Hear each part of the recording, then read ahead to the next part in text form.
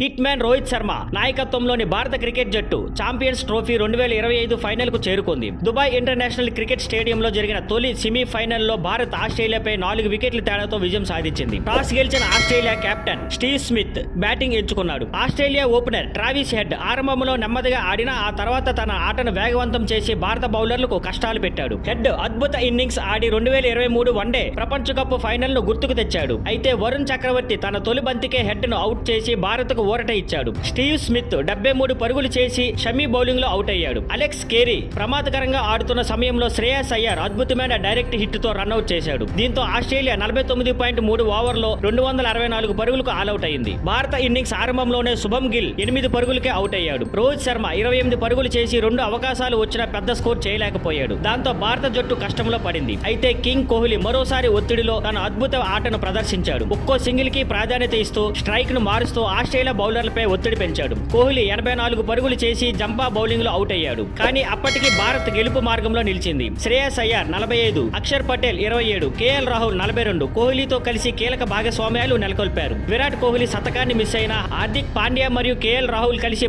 భారత్ను విజయ తీరానికి చేర్చారు. అద్భుతమైన ఇన్నింగ్స్ ను గాను Kohli player of the match award అందుకున్నాడు. మార్చి 9న ఫైనల్లో భారత్ తో ఏ టీం తలపడనుందో చూద్దాం. Thank you for watching. Please like, share and subscribe.